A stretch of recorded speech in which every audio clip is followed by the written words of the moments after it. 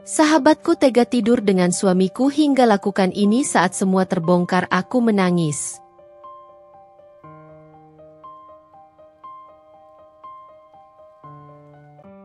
Aku menangis sesenggukan di sudut kamar. Sakit yang kurasakan seakan memecah hatiku menjadi ribuan kepingan. Sahabatku, yang kuanggap seperti saudara, ternyata tega berkhianat dengan suamiku. Semua kebohongan dan pengkhianatan ini membuatku merasa hancur, lebih dari yang pernah aku bayangkan. Kenangan tentang persahabatanku dengan Putri mengalir deras, dan kini semuanya terancam hancur karena pengkhianatan ini.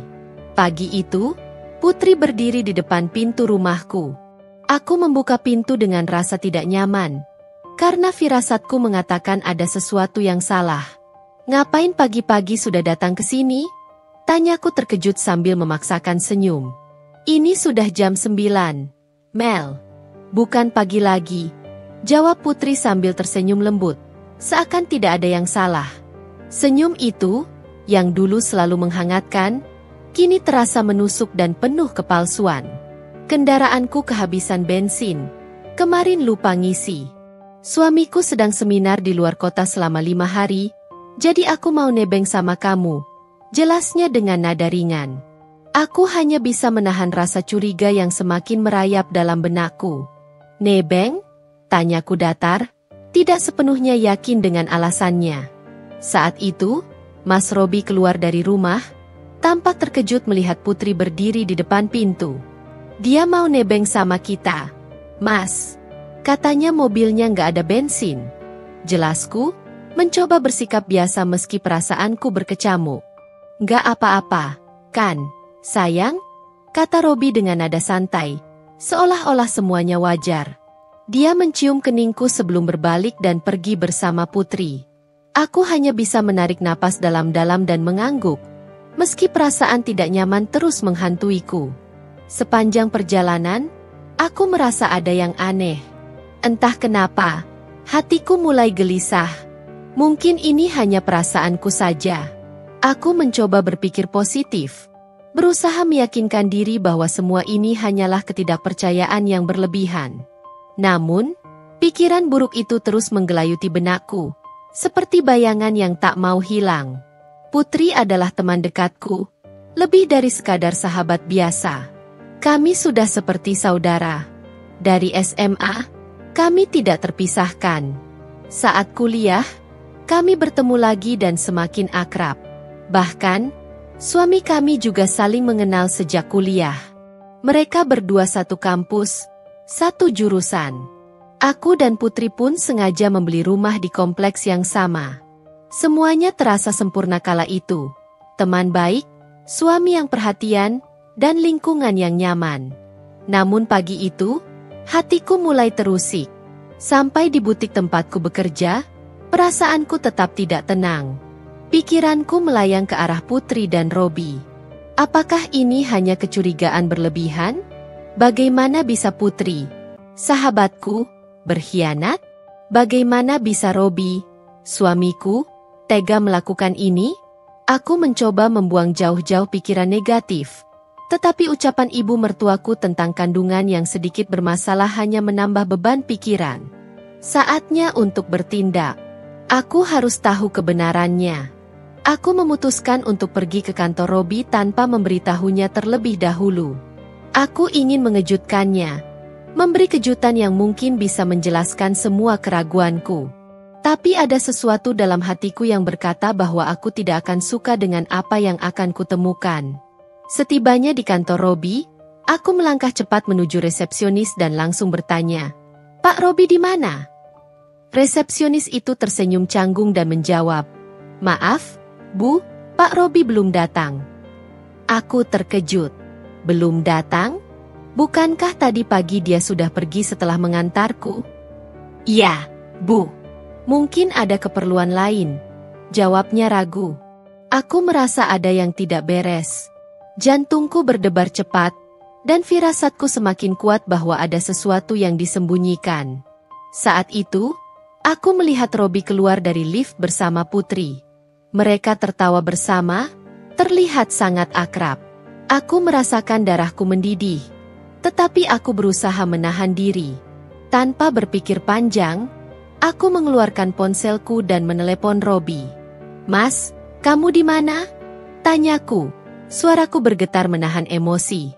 "Ya di kantor, seperti biasa," jawabnya dengan nada yang biasa, seolah tidak ada yang salah. "Kenapa?" tanya tiba-tiba. "Ada hal penting yang mau aku bicarakan. Nanti kita ketemu, ya?" Aku menutup telepon tanpa menunggu jawabannya. Aku mengikuti mereka dari kejauhan. Hatiku bergejolak, marah, sedih.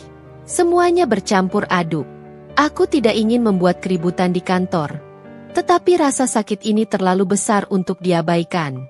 Dengan langkah gemetar, aku menuju ke arah ruangan Robi, memastikan tidak ada yang memperhatikan. Saat tiba di depan ruangan Robi, resepsionis yang dari tadi tampak gugup berusaha menghentikanku. "Maaf, Bu. Mungkin ini bukan waktu yang tepat," katanya. Suaranya terdengar takut. Aku memberinya isyarat untuk diam. Rasa sakit di hatiku mengalahkan rasa sopan santun. Dengan tangan gemetar, aku membuka sedikit pintu ruangan Robi. Dan di sanalah aku melihatnya. Robi dan Putri sedang berpelukan mesra. Pemandangan itu seperti pisau yang menancap dalam-dalam di hatiku. Air mataku langsung mengalir deras. Aku tidak bisa berkata apa-apa. Segalanya sudah jelas. Mereka berdua berkhianat. Aku mengangkat ponselku dan merekam aksi terlarang mereka secara diam-diam. Meski hatiku sangat hancur. Ini bukan hanya tentang pengkhianatan fisik, tetapi juga pengkhianatan emosional. Sahabatku dan suamiku, dua orang yang paling aku percayai, telah mengkhianatiku di belakangku. Setelah merekam cukup bukti, aku keluar dari ruangan itu dengan derayan air mata. Resepsionis memandangku dengan tatapan penuh rasa bersalah, tetapi aku tidak peduli. Tidak ada yang bisa meredakan rasa sakitku saat ini. Semua mimpiku tentang keluarga dan persahabatan kini hancur berkeping-keping. Aku kembali ke butik dengan perasaan yang kacau, berusaha menenangkan diri dan mencari cara untuk menghadapi kenyataan pahit ini. Namun di dalam hatiku, aku tahu bahwa semuanya telah berubah. Tidak ada lagi yang bisa kembali seperti semula. Apakah ini semua terjadi karena Tuhan tahu bahwa suamiku kurang baik? Apakah karena itulah aku belum dikaruniai anak? Aku bertanya dalam hati, merasa sakit dan kehilangan. Aku menatap layar ponselku, memastikan bahwa rekaman tadi pagi masih ada. Hasil video yang merekam Robi dan Putri berpelukan di kantornya. Setiap kali aku melihat video itu, hatiku seperti tertusuk belati yang tajam. Pengkhianatan yang dilakukan sahabatku dan suamiku sendiri membuatku merasa hancur. Air mata menggenang di mataku lagi, tetapi aku berusaha menahannya. Aku memutuskan untuk menghubungi F. Fikri, suami Putri. Aku tahu betapa hancurnya dia akan ketika melihat ini, tapi aku merasa dia berhak tahu. Setelah mengirim pesan, balasan F. Fikri datang tak lama kemudian. "Oke, aku tunggu kabar selanjutnya." Pikiranku berkelana ke semua kemungkinan yang mungkin terjadi. Apakah F. Fikri akan langsung percaya padaku? Bagaimana reaksi F. Fikri melihat pengkhianatan istrinya? Apa yang akan dia lakukan? Semua ini terlalu menekan. Aku mencoba menenangkan diri, tetapi rasa gelisah itu terus menggerogoti hatiku. Jam 5 sore, aku sudah sampai di kafe yang dijanjikan oleh F. Fikri. Aku tidak mau terlambat dan merusak rencanaku. Aku mengambil tempat duduk yang kondusif, jauh dari pengunjung lain, dan bisa melihat suasana sekitar. Terlihat sebuah mobil berwarna putih berhenti, dan keluarlah seorang pria. F. Fikri adalah seorang pria yang gagah dan tampan. Saat ini, ia mengenakan setelan formal dengan kemeja berwarna biru. Penampilan F. Fikri terbilang sempurna, ditunjang dengan wajah yang tampan dan rupawan. F. Fikri pun masuk ke dalam kafe. Aku lalu melambaikan tangan sebagai tanda posisi kami akan duduk. F. Fikri langsung melihatku dan berjalan mendekat setelah ia mengambil tempat duduk di hadapanku. "Mas mau pesan apa?" tanyaku. F. Fikri hanya tersenyum lalu mengangguk. Nanti aja Mel, kamu di sini sudah lama? Tanya F. Fikri. Enggak kok, aku baru 10 menit, jawabku. Sebelumnya maaf ya, Mas, kalau aku mengganggu kesibukan kamu. Karena aku pikir aku tidak bisa lagi menundanya. Jujur aku khawatir, Mas F. Fikri akan mendapatkan keterangan palsu kalau Mas F. Fikri sudah sampai di rumah terlebih dahulu, kataku tanpa basa-basi. Emangnya ada apa? Tanya F. Fikri. Saya ingin bertanya sesuatu hal yang bersifat pribadi. Kalau terlalu pribadi, saya juga tidak akan menjawabnya. Saya ingin tanya, Mas, apakah hubungan Mas dengan Putri baik-baik saja? Loh, kenapa memangnya? Kenapa kamu tiba-tiba bertanya tentang keharmonisan keluargaku? Sebenarnya apa yang ingin kamu katakan? Bukankah urusan keluargaku tidak seharusnya diketahui orang lain? Kamu sahabat dari istri aku, tapi tak seharusnya juga kamu mencampuri urusan keluargaku, jawab F. Fikri dengan nada agak tegang.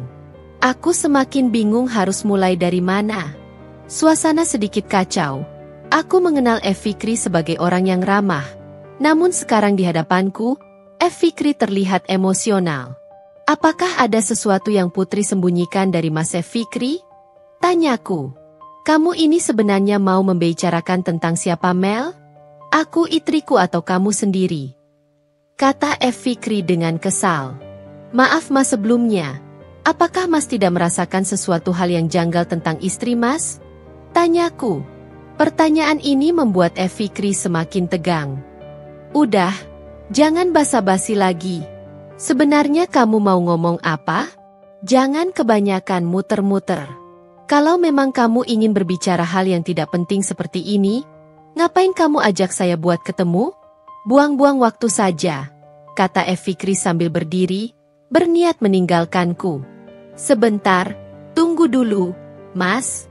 Saya belum selesai bicara, bujukku kepada F. Fikri. Sudahlah. Langsung to the point saja apa yang ingin kamu bicarakan. Saya capek dan lelah, ingin istirahat, kata F. Fikri, terlihat emosional. Jadi gini, Mas, pagi tadi aku melihat Putri datang ke rumah. Dia berniat berangkat kerja bersama suamiku. Tapi alasan itu sedikit tidak masuk akal, jelasku. Mendengar perkataanku, ekspresi wajah F. Fikri langsung berubah. Hanya karena istri saya numpang buat berangkat kerja kamu membesar-besarkan masalah ini? Kamu membuang waktu hanya untuk mendengarkan laporanmu? Astaga, kamu sungguh perhitungan sekali Mel. Putri sudah kamu anggap saudara bukan? Ini bukan soal perhitungan atau aku cemburu Mas. Aku punya bukti, kataku. Aku menghela napas dalam-dalam, menatap ponselku sebentar sebelum menatap F. Fikri lagi. Mas F. Fikri, aku tahu ini akan sangat menyakitkan. Tapi tadi pagi, aku melihat Putri dan Robi mereka ada sesuatu di antara mereka. Aku punya bukti. Tanpa berkata lebih lanjut, aku membuka rekaman video di ponselku dan menyerahkannya pada F. Fikri. Tangannya bergetar saat dia mengambil ponsel itu dan mulai menonton video. Wajahnya berubah dari cemas menjadi marah seketika. Dia menggertakkan giginya, pandangannya tajam dan penuh emosi. Apa-apaan ini? Jadi ini yang mereka lakukan di belakangku selama ini? F. Fikri berbicara dengan nada tinggi, menarik perhatian beberapa pengunjung kafe. Aku yang terkejut segera menenangkan F. Fikri. Mas, tahan emosinya Mas. Kalau Mas langsung menyerang mereka Mas F. Fikri akan diseret ke kantor polisi atas tuduhan penganiayaan. Jadi jangan gegabah dan melakukan sesuatu yang merugikan Mas F. Fikri. Lagi pula, Mas, asal tahu saja, Putri yang lebih dulu datang ke rumah dan menggoda suamiku. Mendengar perkataan itu, F. Fikri langsung menatap tajam ke arahku. Jadi sekarang simpulkan saja siapa yang merugikan kita, ujar F. Fikri. Aku tidak tahu yang mereka lakukan di belakangku Mas F. Fikri. Baru itu saja kita ketahui. Mungkin sudah banyak lagi hal-hal yang mereka lakukan. Kataku sambil berurai air mata. Aku harap Mas F. Fikri tidak salah langkah dan melakukan sesuatu yang akan merugikan kita semua. Aku sendiri sebenarnya ingin lapor ke pihak yang berwajib. Tapi semua keputusan ada di tangan Mas F. Fikri. Sekarang aku tanya, apakah kamu bisa memberikan jaminan kalau video itu tidak bocor kemana-mana? Kata F. Fikri. Ya Mas, ini hanya rekaman sementara untuk disimpan di handphoneku. Jawabku. Agar Mas bisa melihatnya secara jelas. F. Fikri tampak sejenak berpikir. Kalau begitu urusan ini kita selesaikan saja berdua. Yang penting kita harus ada bukti lebih kuat lagi. Iya Mas, nanti kita rencanakan lebih matang lagi, kataku. F. Fikri setuju, tetapi tidak memberitahukan waktu selanjutnya. Aku merasa sedikit lega karena tahu aku tidak akan sendirian dalam menghadapi masalah ini. Setelah percakapan itu, aku berharap tidak ada masalah lebih lanjut yang akan muncul. Selepas pertemuan dengan Fikri, aku tak henti-hentinya memikirkan langkah berikutnya. Sepanjang perjalanan pulang, pikiranku dipenuhi oleh rasa sakit hati dan marah yang semakin memuncak. Tak hanya soal perselingkuhan suamiku dengan Putri, tetapi juga bagaimana Putri seolah menikmati setiap momen untuk menghinaku. Dia pikir aku akan diam saja? Batinku sambil mengencangkan genggaman di setir mobil. Saat sampai di rumah, aku langsung membersihkan diri dan berdandan ringan, seperti kebiasaanku. Meskipun hatiku dipenuhi rasa sakit, aku harus tetap tenang dan berpura-pura. Aku duduk di kursi favoritku, menunggu Robi pulang. Pukul 7 malam, suara mobilnya terdengar di pelataran. Aku bangkit dan berjalan menuju jendela, ingin melihat apakah Putri masih bersama suamiku. Benar saja, Putri turun dari mobil Robi dengan senyuman tipis yang sangat menyebalkan. Putri tersenyum seolah-olah tidak bersalah dan berkata, "Maaf ya, aku numpang lagi sama Mas Robi." Senyumnya terasa seperti pukulan telak di wajahku. Namun, aku tidak boleh memperlihatkan amarahku. Aku tertawa kecil, meski dalam hati sudah membara. "Kenapa? Suamimu gak bisa nafkahi kamu sampai harus selalu numpang sama suami orang?" Tanyaku dengan senyum mengejek. "Kasihan banget kamu, Putri. Suamimu kan punya penghasilan besar, tapi kok kamu masih aja begini?" Putri yang tadinya terlihat tenang, tiba-tiba mengepalkan tangannya, menahan amarah. "Kamu gak usah ikut campur urusan rumah tangga orang," bentak Putri, lalu dengan cepat meninggalkan halaman rumah tanpa berkata apa-apa lagi. Aku tersenyum puas. Namun dalam hati masih ada rasa sakit yang menusuk. Robi yang tak tahu apa-apa, mendekatiku dengan raut wajah santai. "Kamu ngomong apa tadi, sayang?" Aku segera menutupi ketegangan itu. "Oh, enggak, Mas. Cuma nyanyi-nyanyi kecil aja." Robi tersenyum dan masuk ke dalam rumah. "Aku mandi dulu ya, sudah malam." Aku mengangguk, menyiapkan pakaian yang akan dipakai suamiku. Meski muak dengan Robi, aku masih harus memainkan peran sebagai istri yang baik, demi rencana balas dendam yang sedang aku susun bersama Fikri. Di sisi lain, Putri tiba di rumahnya dengan perasaan campur aduk. Saat masuk, Fikri sudah menunggunya di ruang tamu. "Dari mana? Kok baru pulang?" "Aku kan bisa jemput kalau kamu bilang," tanya Fikri, menyembunyikan kecurigaan yang mulai membesar setelah melihat rekaman perselingkuhan istrinya. Putri tertawa kecil, berusaha menghindari pertanyaan itu. "Aku tadi naik taksi, Mas. Aku pikir kamu pulangnya larut malam, jadi aku nggak nelpon." "Tapi kenapa kamu terlihat ngos-ngosan dan berkeringat? AC taksinya rusak ya?" tanya Fikri dengan nada tajam. Matanya mengamati Putri dengan seksama. Putri terdiam sejenak, lalu menjawab, "Iya, sopirnya tua dan kasihan kalau aku protes. Makanya aku diam aja, walaupun kepanasan." Fikri hanya mengangguk, menyembunyikan amarahnya. Ia tahu Putri sedang berbohong, tapi memilih untuk tidak memperpanjang masalah di saat itu. "Aneh banget, ya?" gumam Fikri sambil memberikan segelas air yang diminta istrinya. Sementara itu, aku berusaha menahan emosi di rumahku. Hubungan dengan Robi semakin dingin, bahkan saat malam tiba. Saat tidur, aku menjaga jarak sejauh mungkin, tidak ingin disentuh olehnya. Namun, Robi merasa ada yang berbeda. "Kamu marah sama aku, sayang?" tanya Robi sambil mencoba meraih tanganku. Aku berpura-pura tertidur, tidak mau terlibat dalam percakapan. Robi terus mendesakku. "Karena tadi pagi aku membiarkan Putri menumpang mobil? Kita satu kantor, aku gak enak menolaknya." Aku menahan diri agar tidak meledak. "Ya sudah, terserah kamu saja, Mas." Pagi harinya, meski masih kesal, aku tetap menyiapkan sarapan untuk Robi. Aku tahu, semakin terlihat biasa, semakin besar peluang rencanaku berhasil. Robi tersenyum puas saat melihat meja sarapan. "Sarapan kali ini enak, terima kasih, sayang," katanya, tidak menyadari kedinginan yang aku sembunyikan.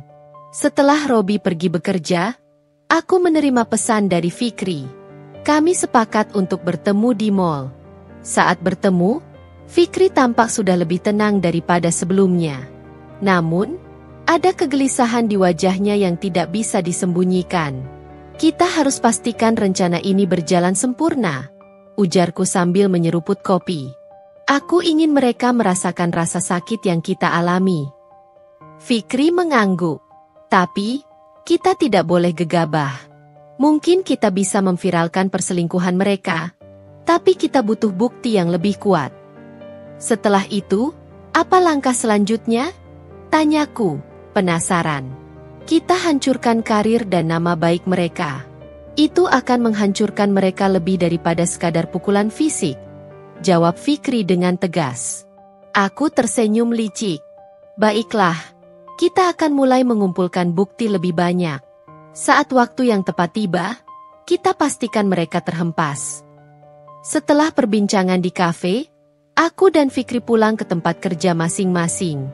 Namun, pikiran tentang Robi dan Putri tak henti-hentinya mengganggu. Sesampainya di kantor, aku melihat sesuatu yang mencurigakan dari jarak jauh. Mobil Robi terparkir di sudut gedung, tapi dia tidak terlihat. Aku langsung merasa ada yang tidak beres. Dengan cepat, aku menelepon Robi, berpura-pura seperti tak tahu apa-apa. "Mas, kamu di mana? Apa kamu sibuk hari ini?" tanyaku dengan suara yang sengaja kubuat lembut.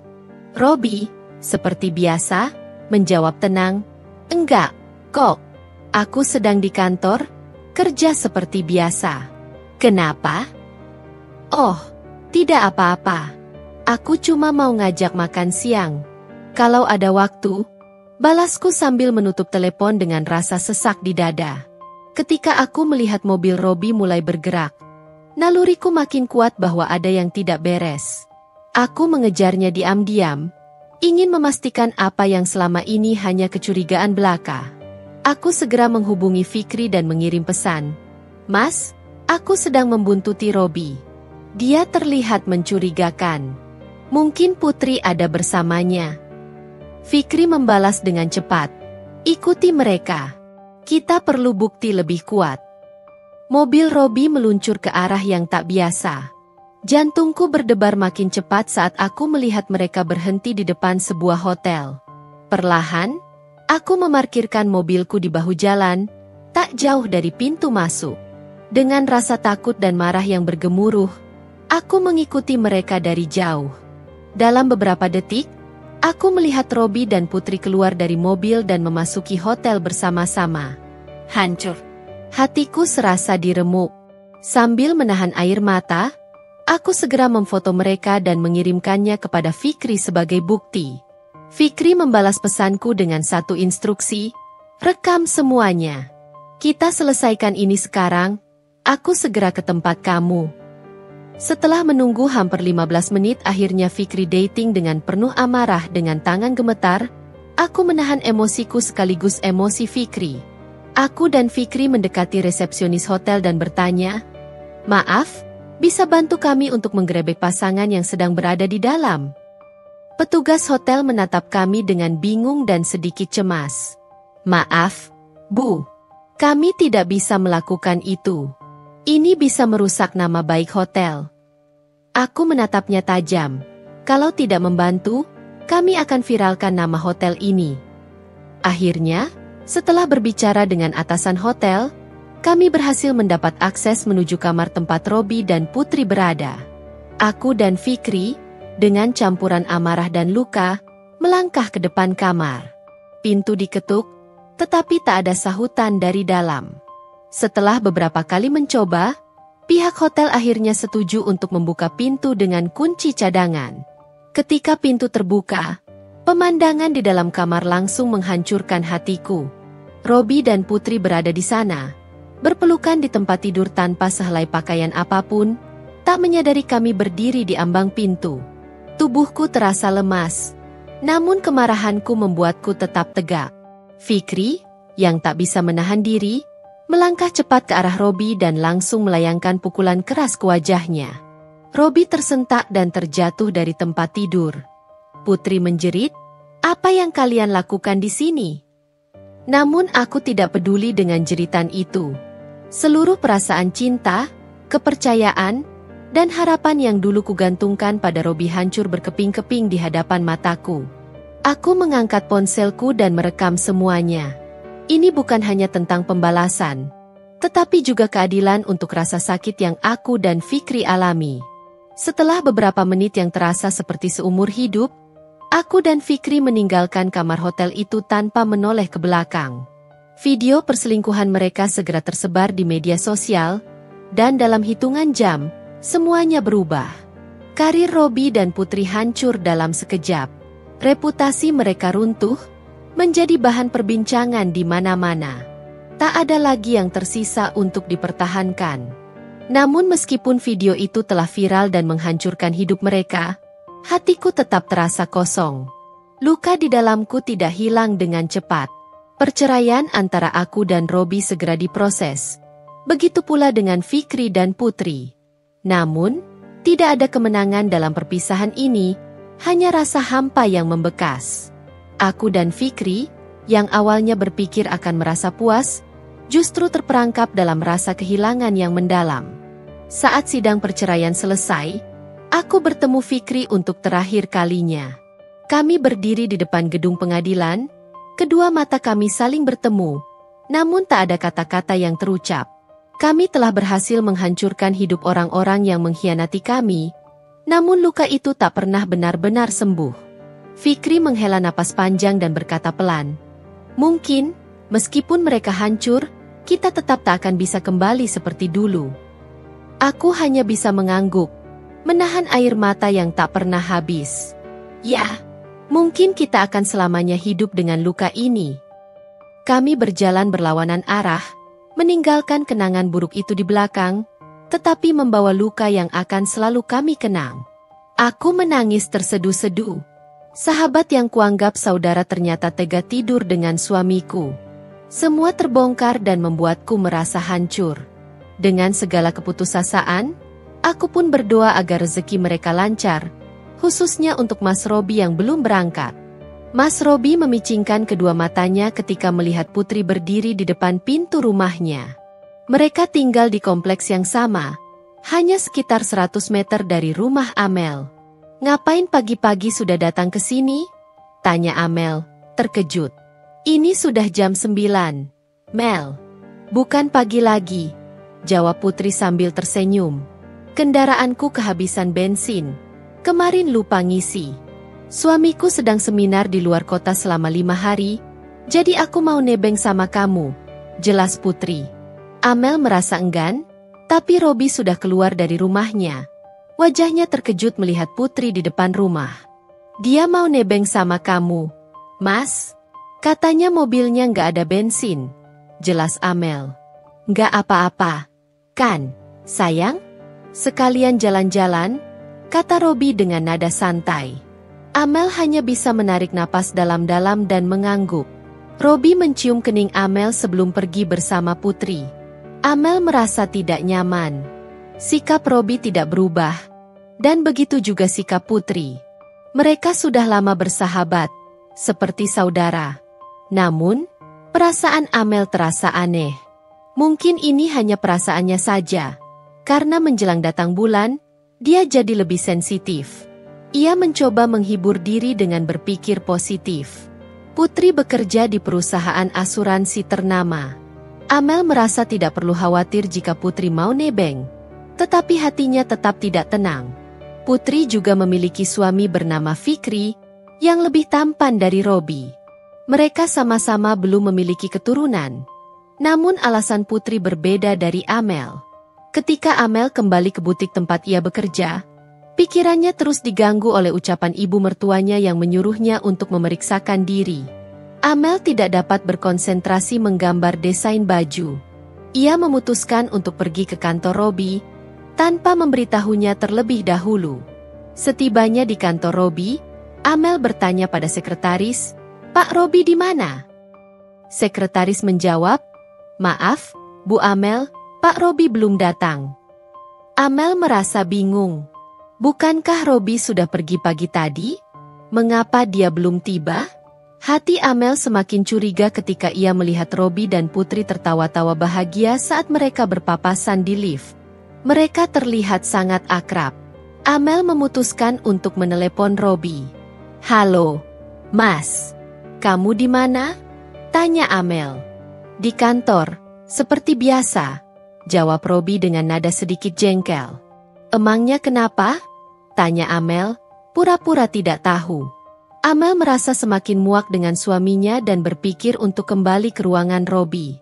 Sesampainya di depan ruangan, sekretaris Robi terlihat gugup dan buru-buru berdiri. Amel memberi isyarat agar sekretaris tidak mengikutinya. Dengan bergetar, Amel membuka pintu dan melihat pemandangan yang sangat menyakitkan. Robi dan Putri berpelukan mesra. Air mata Amel mengalir deras. Ia menutup mata, namun tetap mengarahkan kameranya ke arah mereka. Amel merasa sangat hancur. Sekretaris Robi meminta maaf. "Maafkan saya, Bu. Saya tidak tahu hubungan antara Bu Putri dan Pak Robi." Amel merasa semuanya sudah jelas. Suaminya mengkhianatinya. Dengan berat hati, ia meninggalkan kantor Robi sambil mencoba menahan air matanya. Ia kembali ke butik dan merasa sangat kesal dan resah. Apakah ini semua terjadi karena Tuhan tahu bahwa suamiku kurang baik? Apakah karena itulah aku belum dikaruniai anak? Amel bertanya dalam hati, merasa sakit dan kehilangan. Amel yang merasa sakit hati kemudian melaporkan kejadian ini ke Fikri suami Putri dan mereka akan bertemu di sebuah kafe yang nanti akan saya informasikan kepada kamu, jam 5 sore. "Aku tunggu kamu di sana." "Ya," balas Fikri. "Oke Mas, saya tunggu kabar selanjutnya." Amel mengecek hasil rekaman. Ia khawatir saat bertemu dengan Fikri, sosok Putri, rekaman itu tidak ada. Momen itu akan sangat memalukan bagi dirinya jika itu terjadi. Bisa-bisa dia akan dianggap fitnah dan menjelek-jelekan istri orang lain. Setelah mengecek semuanya, Amel pun tidak sabar menunggu jam 5 sore. Dia ingin tahu bagaimana reaksi Fikri saat melihat rekaman itu. Jam 5 sore, Amel sudah sampai di kafe yang dijanjikan oleh Fikri. Dia tidak mau terlambat dan merusak rencananya. Amel mengambil tempat duduk yang kondusif, jauh dari pengunjung lain, dan bisa melihat suasana sekitar. Terlihat sebuah mobil berwarna putih berhenti, dan keluarlah seorang pria. Fikri adalah seorang pria yang gagah dan tampan. Saat ini, ia mengenakan setelan formal dengan kemeja berwarna biru. Penampilan Fikri terbilang sempurna, ditunjang dengan wajah yang tampan dan rupawan. Pikiran Amel, suami seperti itu saja. Fikri pun masuk ke dalam kafe. Amel lalu melambaikan tangan sebagai tanda posisi mereka akan duduk. Fikri langsung melihat Amel dan berjalan mendekat setelah ia mengambil tempat duduk di hadapan Amel. "Sudah memesankan minuman untuk Mas?" tanya Amel. Fikri hanya tersenyum lalu mengangguk. "Mas, kamu di sini?" tanya Fikri. "Enggak kok, Mas. Baru 10 menit, jawab Amel. "Sebelumnya maaf ya, Mas, kalau aku mengganggu kesibukan kamu. Karena aku pikir aku tidak bisa lagi menundanya. Jujur aku khawatir, Mas Fikri akan mendapatkan keterangan palsu kalau Mas Fikri sudah sampai di rumah terlebih dahulu," kata Amel tanpa basa-basi. Emangnya ada apa? Tanya Fikri. Saya ingin bertanya sesuatu hal yang bersifat pribadi. Kalau terlalu pribadi, saya juga tidak akan menjawabnya. Saya ingin tanya, Mas, apakah hubungan Mas dengan Putri baik-baik saja? Loh, kenapa memangnya? Kenapa kamu tiba-tiba bertanya tentang keharmonisan keluargaku? Sebenarnya apa yang ingin kamu katakan? Bukankah urusan keluargaku tidak seharusnya diketahui orang lain? Kamu sahabat dari istri aku, yang awalnya dipertanyakan orang. Jawab Fikri dengan nada agak tegang. Amel semakin bingung harus mulai dari mana. Suasana sedikit kacau. Amel mengenal Fikri sebagai orang yang ramah. Namun sekarang di hadapannya, Fikri terlihat emosional. Apakah ada sesuatu yang Fikri sembunyikan? Tanya Amel. Kamu membicarakan tentang saya, tentang kamu, Putri, dan Robi. Pertanyaan ini membuat nyali Amel sedikit ciut. Apakah Mas tidak merasakan sesuatu hal yang janggal tentang istri Mas? Tanya Amel. Pertanyaan ini membuat Fikri agak tegang. Udah, jangan basa-basi lagi. Sebenarnya kamu mau ngomong apa? Jangan kebanyakan muter-muter. Kalau memang kamu ingin berbicara hal yang tidak penting seperti ini, ngapain kamu ajak saya buat ketemu? Buang-buang waktu saja, kata Fikri sambil berdiri, berniat meninggalkan Amel. Sebentar, tunggu dulu, Mas. Saya belum selesai bicara, bujuk Amel kepada Fikri. Sudahlah, langsung to the point saja apa yang ingin kamu bicarakan. Saya capek dan lelah, ingin istirahat, kata Fikri, terlihat emosional. Jadi gini, Mas. Pagi tadi aku melihat Putri datang ke rumah. Dia berniat berangkat kerja bersama suami saya. Tapi alasan itu sedikit tidak masuk akal. Putri adalah orang yang tidak teledor. Jelas Amel. Mendengar perkataan Amel, ekspresi wajah Fikri langsung berubah. Hanya karena istri saya numpang buat berangkat kerja kamu membesar-besarkan masalah ini? Kamu membuang waktu hanya untuk mendengarkan laporanmu? Astaga Amel, kamu sungguh perhitungan. Putri sudah kamu anggap udara saja. Ini bukan soal perhitungan. Aku punya bukti, kata Amel, sambil menyodorkan handphonenya yang menampilkan hasil rekaman video. Dan Mas Fikri akan diseret ke kantor polisi atas tuduhan penganiayaan. Jadi jangan gegabah dan melakukan sesuatu yang merugikan Mas Fikri. Lagi pula, Mas, asal tahu saja, Putri yang lebih dulu datang ke rumah dan menggoda suamiku. Mendengar perkataan itu, Fikri langsung menatap tajam ke arah Amel. Jadi sekarang simpulkan saja siapa yang merugikan kita sama-sama, ujar Amel. Fikri terlihat marah dan menegaskan, aku tidak tahu yang mereka lakukan di belakangku. Baru itu saja kita ketahui, mungkin sudah banyak lagi hal-hal yang mereka lakukan. Jika hanya dengan percayaan saja, semua akan berakhir. Aku tidak bisa mempermainkan pernikahan, kata Fikri, terlihat serius. Amel merasa kecewa dengan jawabannya. Aku belum bisa memberikan keputusan padamu, Mel. Biarkan aku pikir-pikir dulu. Jika nanti ada sesuatu, aku akan menghubungimu, kata Fikri sebelum berpisah di kafe itu kepada Amel. Mendengar bahwa Fikri akan mempertimbangkan tawarannya, Amel sedikit merasa ada harapan untuk membalaskan sakit hatinya kepada suaminya dan sahabatnya. Selepas pertemuan antara Amel dan Fikri, Amel langsung pulang ke rumah. Mereka berdua pulang beriringan dengan mengendarai mobil masing-masing. Dalam benak Amel, dia ingin tahu apakah Putri masih menggunakan mobil suaminya atau tidak, atau apakah Putri akan pulang sendiri. Setelah Amel membersihkan diri dan berdandan tipis seperti biasanya, dia duduk di sebuah kursi tempat menunggu kepulangan suaminya. Waktu menunjukkan pukul 7 malam. Akhirnya, Amel melihat pelataran rumah. Dia tahu malu melihatnya, namun dia tetap bersikap santai di hadapan mereka berdua sembari tertawa kecil. Putri pun turun dari mobil suaminya. Terlihat Amel sedang duduk menatap ke arah mereka dengan tajam. Putri tersenyum tipis.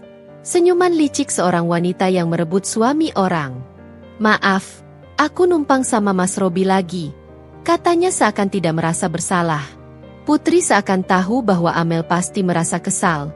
Dan Putri pun menikmati momen itu. Semakin Amel kesal padanya, semakin semangat Putri untuk melakukan hal yang membuat Amel marah dan sakit hati. Sepertinya Fikri tidak menafkahi Putri dengan layak, sehingga Putri harus susah payah untuk menghemat pengeluaran rumah tangga. Amel merasa marah. Mas Fikri itu tipe suami yang perhitungan sama istrinya seperti yang ada di novel-novel atau sinetron. Padahal pendapatannya besar, tapi kok pelitnya kebangetan. Atau jangan-jangan kamu tidak dinafkahi sama suamimu? Sungguh, aku merasa kasihan denganmu, cibir Amel kepada sahabatnya itu. Kedua tangan Putri terlihat mengepal karena menahan emosi. Kamu hanya bisa bersikap seperti ini, kata Putri dengan nada marah. Kamu tidak berhak menilai kehidupan rumah tangga orang lain. Putri bergegas pulang ke rumah, meninggalkan rumah Robi dan Amel dengan perasaan penuh amarah. Dasar wanita tidak punya otak. Mau-maunya dia pulang berjalan kaki hanya demi bisa bersama suami orang.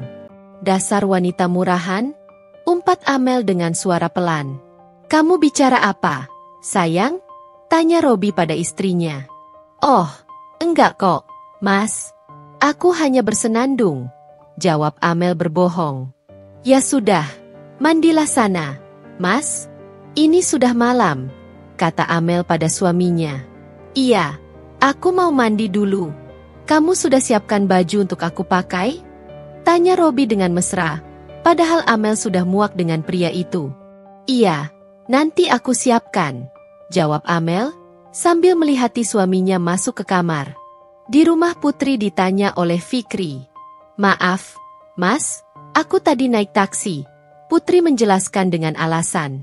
Kenapa kamu tidak menghubungi aku? Siapa tahu aku bisa jemput, lanjut Mas Ikri. Putri tertawa canggung mendengar suaminya. Bukan begitu, Mas, aku tidak tahu kalau kamu sudah pulang. Aku pikir kamu pulangnya larut malam, makanya aku nggak mau nelepon dan minta jemput. Jadi kamu menggunakan taksi. Kenapa kamu berkeringat? Apa taksinya tidak nyala? Tanya Mas Ikri, memperhatikan Putri yang terlihat ngos-ngosan dan berkeringat. Iya, Mas. Tadinya aku mau protes sama sopirnya, tapi aku nggak tega karena sopirnya sudah tua. Jadi aku diam aja walaupun badan aku berasa kepanasan di dalam mobil, jawab Putri, berusaha menutupi kebohongannya. Jadi, kamu merasa tidak nyaman dan malah membuat alasan, ya? Mas Ikri berkata dengan nada kesal. Air minumnya, aku haus. Minum bekas itu, ya, Putri? Tanya Mas Ikri, merasa tersinggung. Apakah kamu sudah tidak mau lagi minum bekas dari suamimu? Bukan gitu, Mas. Maksudku, Mas pikirkan di luar tadi. Putri menjelaskan tanpa meneruskan ucapannya, lalu berjalan ke belakang untuk mengambil air mineral dari lemari pendingin. Mas Ikri mengikuti. Putri, kamu nuduh aku berbuat nakal saat di luar? Itu maksudmu? Tanya Mas Ikri. Ya. Gak gitu juga maksudku, Mas, jawab Putri. Tapi kan? Halah, sudahlah. Bilang saja kamu nuduh aku tidak setia saat bekerja. Potong Mas Ikri, marah. Satu malam aku menginap di luar, kamu sudah tidak mau berbagi minum dengan suamimu. Putri hanya diam, merasa serba salah. Ia bingung harus beralasan apa. Mas Ikri pun berbalik dan melangkah menjauh. Putri terus memanggil nama Mas Ikri. Namun Mas Ikri tetap tidak menghiraukannya. Mas Fikri menuju teras rumah dan mengeluarkan handphone dari saku celananya. Ia melihat pesan dari Amel, yang memberi informasi bahwa Putri pulang bersama Mas Robi. Mas Ikri sengaja tidak membunyikan handphone saat menerima telepon atau pesan dari orang lain agar istrinya tidak tahu. Setelah membalas pesan dari Amel, Mas Ikri masuk kembali ke rumah. Suasana di rumah Amel canggung. Amel sengaja menghindar dari suaminya, Robi, hingga malam datang. Saat tidur, Amel mencoba menjaga jarak dengan Robi, namun takut ketahuan. Sayang, apakah kamu marah sama aku? Tanya Robi. Amel hanya diam, menutupi dirinya dengan selimut. Ngomong dong, katakan apa salahku? Karena aku membiarkan Putri menumpang mobil saat berangkat kerja tadi pagi. Robi beralasan, jangan hanya sepupu ipar, bahkan sahabat pun tidak boleh numpang mobil. Malamnya, dia pulang bersama kami. Kan, gak enak kalau ditolak, kami satu gedung, satu kantor. Ya sudah, terserah kamu saja, Mas, kata Amel, kesal. Tak disangka, Robi terang-terangan berani bersikap seperti itu di depan istrinya. Keesokan paginya, Amel menyiapkan sarapan untuk Robi walaupun dalam hati ia masih kesal. Namun demi rencananya dengan Mas Ikri, Amel harus sabar. Sepertinya sarapan kali ini enak. Terima kasih, sayang, ucap Robi dengan senyum. Amel membalas senyuman itu tanpa sepatah kata pun. Robi berangkat kerja, kali ini tanpa Putri yang tidak menumpang. Amel mendapat pesan singkat dari Mas Ikri yang ingin bertemu untuk membicarakan rencana mereka. Mereka berjanji bertemu di mall yang tidak jauh dari tempat kerja Amel. Setelah Robi berangkat, Amel menuju mall dan menemukan Mas Ikri sudah menunggunya. Rencana kita untuk membalas dendam ini apakah ada perubahan? Tanya Amel. Rasa sakit setelah diselingkuhi sangat menyakitkan dan jelas meninggalkan dendam. Namun, mempermainkan pernikahan bukan solusi. Mas Fikri menjawab, kita bisa viralkan perselingkuhan mereka. Itu akan menghancurkan karir mereka. Lagian, kita korban, bukan pelaku. Amel setuju. Baiklah, kita cari bukti yang cukup dulu. Setelah itu, baru kita pikirkan bagaimana menghancurkan mereka. Setelah perbincangan itu, mereka pulang ke tempat kerja masing-masing. Amel curiga saat melihat suaminya bersama Putri, lalu menelepon Robi. Mas, kamu di mana? Apa kamu sibuk hari ini? Tanya Amel pura-pura tidak tahu. Enggak, kok. Aku sedang di kantor kerja seperti biasa. Kenapa? Jawab Robi. Oh, tidak.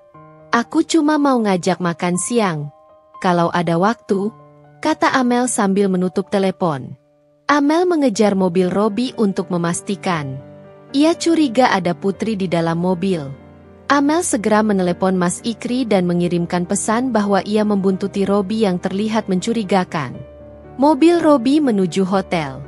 Amel memarkirkan mobilnya di bahu jalan dan mengikuti mereka ke hotel.